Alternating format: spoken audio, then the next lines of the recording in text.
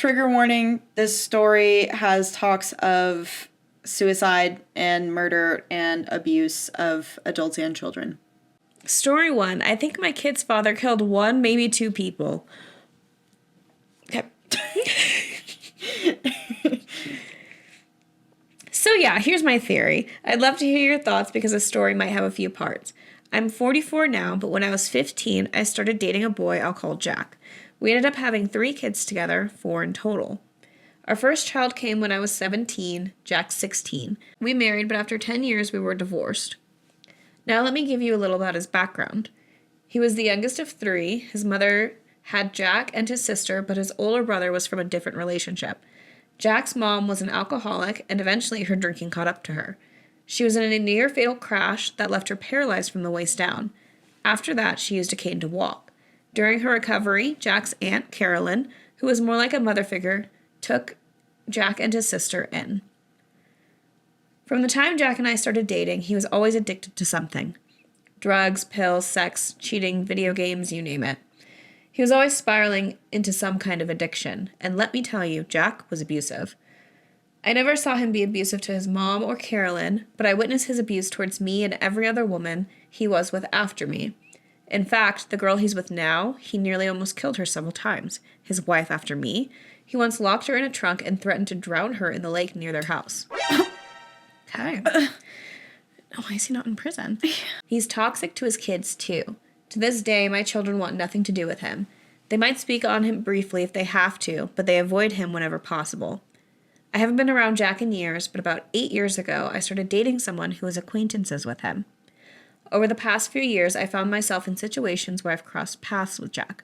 Nothing major, just quick encounters when my boyfriend needed to help him with something related to his car. A while back, my kids told me something strange about the time Jack's Aunt Carolyn passed away. Oddly enough, Jack told my boyfriend and me the same story during one of those brief encounters. To this day, I can't stop running the scenario through my head because I know Jack too well, and there's definitely more to the story.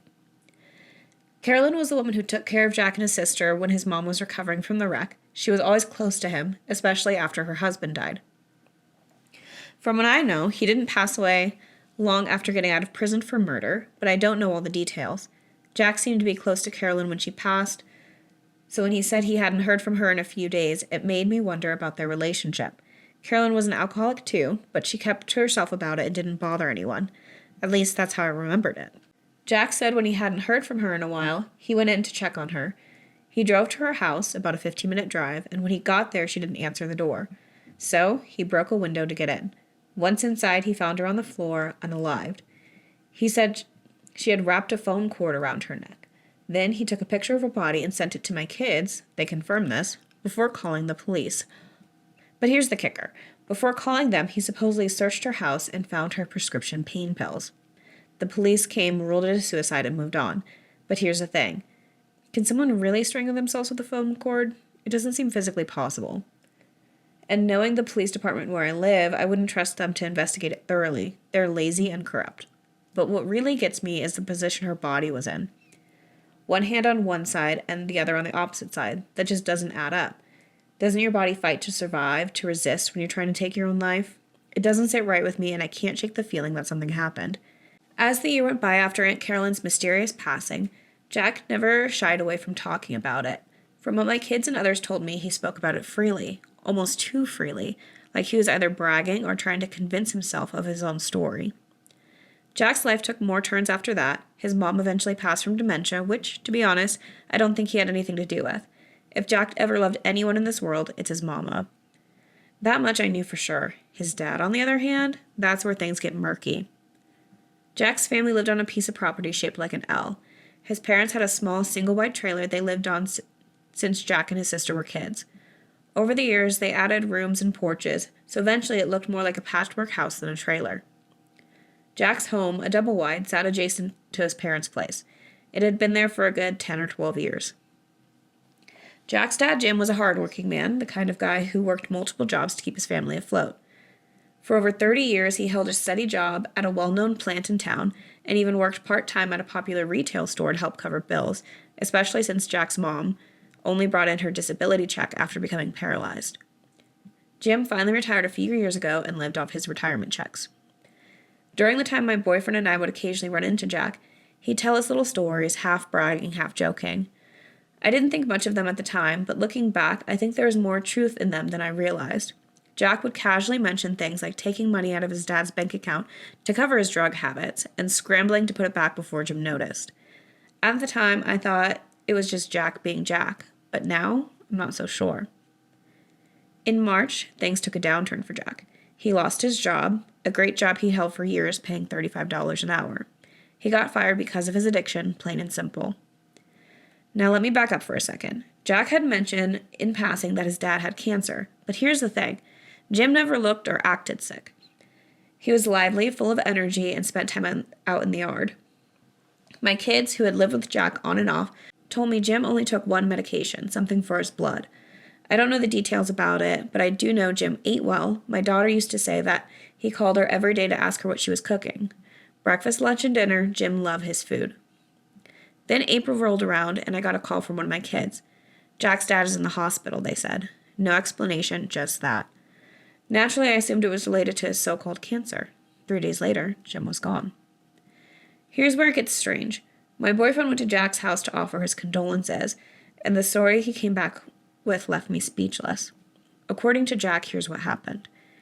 Jim was out in the yard one day, and he had a fall. He ended up in the hospital, but Jack claimed Jim called him from his hospital bed, asking him to bring a soda, a pack of cigarettes, and a pair of clean clothes. That sounds coherent, right? If Jim was asking for smokes and fresh clothes, it seemed like he thought he was going home soon. But the very next day, Jim was dead. When my boyfriend talked to Jack, Jack was spinning a bizarre story that his nephew and his nephew's girlfriend had something to do with Jim's death. They claimed the hospital staff told him Jim's blood levels were abnormal, like he'd been given too much of his medication. But here's the thing. The nephew didn't stand to gain anything from Jim's death, not a dime. Jack, on the other hand, Jack stood to gain $40,000 plus, Jim's truck, the house, and land to sit on.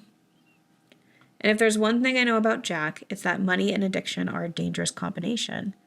There are 6 parts to this story. If you want more of this story, let us know.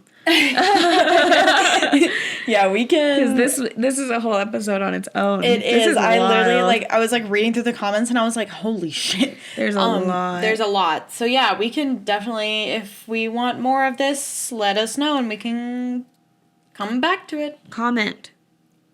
Do it. Do it. Yeah. Do it. The sending a picture of your Nuts. aunt's dead body to Absolutely your kids. nuts. FBI, open up! The guy's off his rocker. Clearly. Why are the kids still seeing him if he's abusive to them? Such a good question. Great. Yeah. An amazing question. Yeah. I do find it weird that OP's boyfriend is an acquaintance with Jack so much that they have to go to his house to work on his car. Right. That's more friend type things that you do. I would say that's not entirely acquaintance. I wonder where in the world they live. Alabama. Yeah, For sure. Like a very, very small town. Yeah. Everyone knows South everyone. Carolina, Georgia, Virginia, Yeah, extremely rural. Kentucky. It sounds. Sorry. Sorry, Katie. Kentucky. somewhere in the South. I feel like this is a thing. I don't know. I'm just judging. I'm judging a book based off its cover. I will say, as far as the cancer stuff, it could depend on what type of cancer he had. Yeah. Because my grandpa had pancreatic cancer, but it was so slow moving. That was not what got him in the end. He outlived his heart transplant by several years. And so they're just like, well, we can give you another one, but you're 87. Yeah. So why would we? Yeah. Yeah. That's very, yeah. But he also seemed totally fine until the end, and then it wasn't fine anymore, but it wasn't the cancer that got him. Yeah. So I was thinking he could still have that. Yeah, I was thinking the same thing. There's a lot of cancers that you can get that don't have a lot of physical signs. Skin cancer's a Skin cancer. perfect one. My dad has skin cancer, and Yeah. yep. That's Yeah, you gotta hope to catch it early, but how are you gonna if you don't know? Yeah, So, exactly. yeah. So, but it is interesting that because OP is totally right in the point of it's really hard to yourself in like either strangulation or drowning. yeah. It's incredibly hard. Sorry, Right. this is really morbid, you guys. I'm sorry. What do you want from We're us? picking apart the story. The do whole you want? show is called "What Was That?" We're answering what was that. Yeah, what was it? And people listening like, girls, what was that? Hey, can we maybe Hey, man. stop? Anyway, Anyway. he definitely poisoned his dad. Yeah. His dad. He definitely poisoned his dad. 100%. Yeah. Just adding a little bit every day, and then he probably either built up enough in his system that he like fell and then things kicked off, or he got sick of it and was like, you know what, whole bunch. Well, he gave him a soda, so if they found heightened levels of Yeah. his medication, and he had just had a soda. Mm-hmm. So Yep. lines merging. Yeah. Why would he do anything to his aunt though? Do you think? I wonder if because he was close to his aunt, there was some sort of like inheritance or something there. Mm-hmm. I imagine it's probably a similar motive to his dad. Yeah. It's just weird that he would go from never harming his mom or his aunt to snapping and Yeah. pulling a phone on her. Desperate times, I guess. I guess all for one bottle of pain pills. Yeah. I wonder if he also like assumed that she had more. Yeah, Right? that's also Yeah. yeah. Yeah, but like it sounds like he just like snapped. Yeah. He was never stable. Yeah. And then It is really jarring to me that OP's kids are still around. he has a track record of being a shitty person, extremely abusive. Start reporting it. But like granted, it sounds like your police department is a piece of shit. And if it's a small town and people know him, they're like, Jack? Yeah, that's just Can't be that Jack. bad. Yeah. Yeah, so I feel like this has a lot of layers to it, Yeah. unfortunately. I And it wanna might know be the easier to layers. not rock the boat. If you guys want parts 4, 5, and 3, 4, 5, and 6, let us know. Yeah, like, comment, subscribe, and let us know what you want. Yeah, because if it's one or more, there's 4 other parts. So is that 4 other people or? Yeah, Yeah, we need more.